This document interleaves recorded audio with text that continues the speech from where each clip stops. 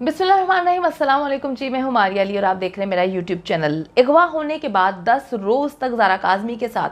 क्या कुछ होता रहा, अहम गवाही सामने आ चुकी है। जज साहब को ज़ारा काज़मी केस का गवाह क्यों बनाया गया, लाहौर की अदालत में पेशी के वक्त मुगविया बच्ची की क्या हालत थी और उसने 164 का बयान किस दबाव के तहत किसके कहने में आकर रिकॉर्ड करवाया, सनसनीखेज इंकशाफात आज की वीडियो में शामिल करने जा रही हूँ। वीडियो को आखिर तक जरूर मुलाहिजा कीजिएगा। अच्छा जी, कमसिन बच्ची ज़ारा काज़मी केस के एक अहम गवाह जुडिशल मजिस्ट्रेट थाना मॉडल टाउन लाहौर भी हैं और आपको बताती चलूँ कि ये वही मजिस्ट्रेट साहब हैं जिनके सामने पेश होकर ज़ारा काज़मी ने 164 का बयान हल्फी रिकॉर्ड करवाया था। 25 अप्रैल को सोशल मीडिया पर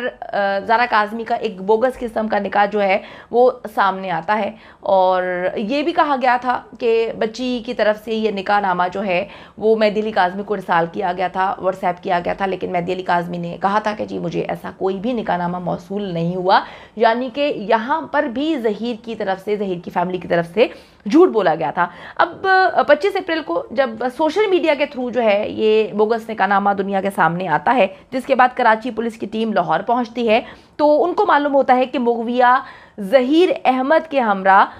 तसव्वुर इकबाल खान साहब जो कि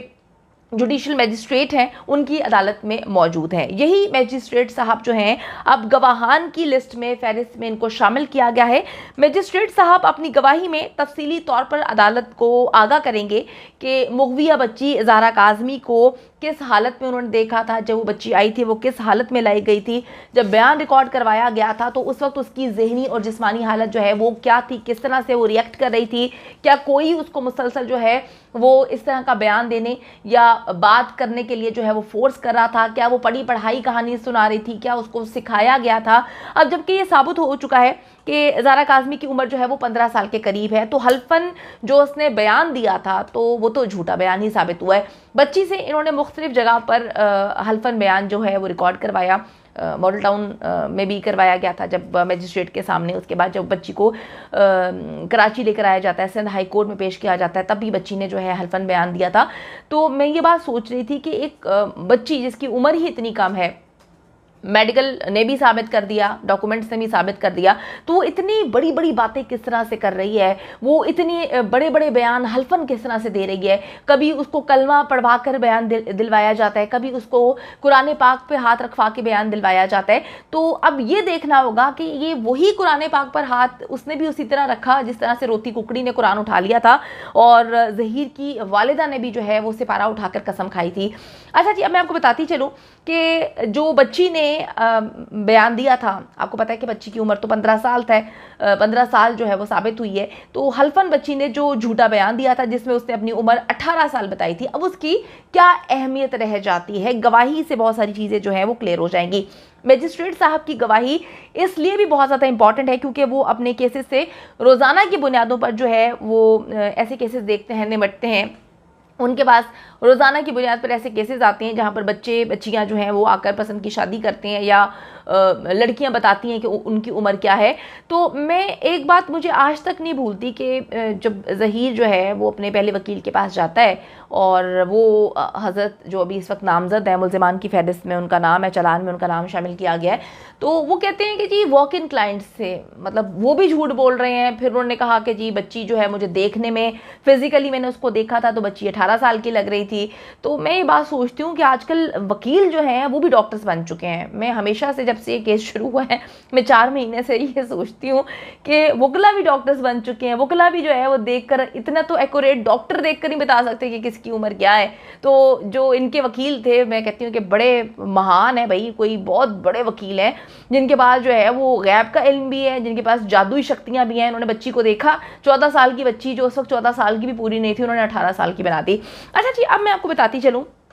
कि मजिस्ट्रेट साहब की गवाही इस वक्त बहुत ज़्यादा इंपॉर्टेंट है क्योंकि बच्ची ने उम्र उनके सामने 18 साल बताई थी और अब बच्ची की उम्र जो है 15 साल आ चुकी है। 15 साल उम्र, यानी कि अगर हम पंजाब का कानून को देखें, पंजाब के कानून में भी 16 साल की उम्र जो है वो शादी के लिए वो एलिजिबल होता है। कराची में, सिंध में 18 साल है, पंजाब में 16 साल है। बच्ची की जब उम्र हुई तो वो 15, जब शादी उसने निकाह किया बोगस तो वो 15 साल की थी। बच्ची ने जब मजिस्ट्रेट के सामने 164 का बयान रिकॉर्ड करवाया तो उसने बोला कि मेरी उम्र 18 साल है। तो अब मजिस्ट्रेट साहब आएंगे, बताएंगे कि जी क्या मामला थे, क्या चीज़ें थी, क्योंकि वो ऐसे केसेस रोजाना की बुनियाद पर निपटाते हैं। अच्छा जी, जुडिशियल मजिस्ट्रेट को बयान रिकॉर्ड करवाने से पहले मुगविया जहरा काज़मी ने अपना 164 का बयान जो है वो कराची से आई इंस्पेक्टर सईद अहमद को भी रिकॉर्ड करवा दिया था, जिसमें जी उसने यही कहानी सुनाई थी कि जी मैं कराची से लाहौर खुद आती हूँ। तो यहाँ पर भी बच्ची झूठी साबित हो जाती है, क्योंकि जब CDR डेटा निकलवाया जाता है तो पता चलता है कि ज़हीर साहब, शबीर साहब तो कराची में ही मौजूद थे और बच्ची के कराची से लाहौर आने के भी कोई सबूत नहीं मिले, ना वो टैक्सी ड्राइवर मिला, ना वो रिक्शे वाला मिला, क्योंकि उनका वजूद ही नहीं था, वो पैदा ही नहीं हुए, क्योंकि वो बच्ची को मिले ही नहीं, तो वो फिर कहाँ से आ जाते। अच्छा जी, ये बात भी गलत साबित हो चुकी है कि बच्ची ने जब कहा कि मैं खुद कराची से आती हूँ, इंस्पेक्टर सईद ने उस वक्त मुअज़्ज़िज़ अदालत से दरख्वास्त की थी कि मुगविया का मुकदमा जो है वो कराची में दर्ज है और उसका 164 का बयान जो है वो इलाका मजिस्ट्रेट थाना अल-फलाह में कलबंद करवाना है। इसके साथ साथ अदालत में बच्ची का जो बर्थ सर्टिफिकेट है वो भी पेश किया गया था, जिसके मुताबिक ज़हरा काज़मी की उम्र 14 साल बनती थी। पुलिस चालान के मुताबिक ज़हरा काज़मी ने बताया कि उसका निकाह 18 अप्रैल को ज़हीर अहमद से हुआ था, जबकि बोगस निकाहनामे के मुताबिक तारीख़ निकाह जो है वो 17 अप्रैल है। और तमाम जो है चीज़ों को सामने रखते हुए कराची की ट्रायल कोर्ट में लाहौर के जुडिशियल मजिस्ट्रेट को ही जो है वो अब गवाही उन्होंने देनी है, वो गवाही बहुत ज़्यादा इम्पॉर्टेंट है। और मैं आपको एक बात बताती चलूँ कि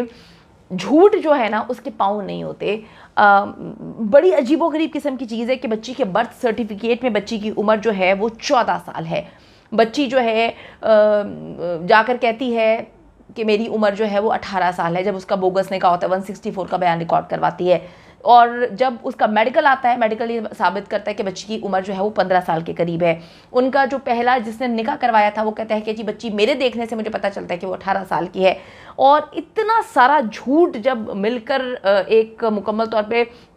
चीज़ बनाता है तो वो यही समझ आती है कि जी बच्ची मुसलसल झूठ उससे बुलवाया गया, ज़हरा काज़मी से झूठ बुलवाया गया, उसने झूठा बयान दिया, उसने अपनी झूठी उम्र बताई, उनका पहला वकील भी झूठ बोल रहा था, उसके बाद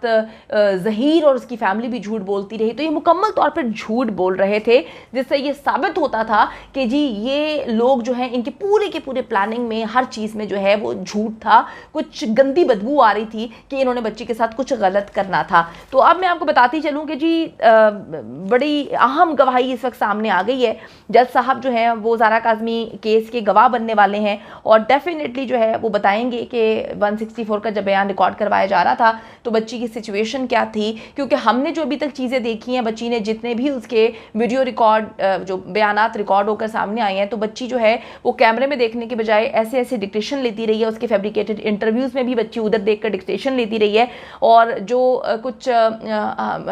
इंटरव्यूज़ लिए गए हैं उनकी जानिब से भी कहा गया है कि ज़हीर मुसलसल बच्ची को डिक्टेट करता था, तो बच्ची जो है पहले बात को समझती थी, उसके बाद बच्ची जो है वो बयान देती थी। तो अब ये जज साहब जब आकर बयान देंगे, बताएंगे, तो पता चल जाएगा कि उस वक्त भी किसी की डिक्टेशन चल रही थी या बच्ची ने अपना 164 का बयान जो दिया था वो मुकम्मल तौर पर कॉन्फिडेंस के साथ दिया था।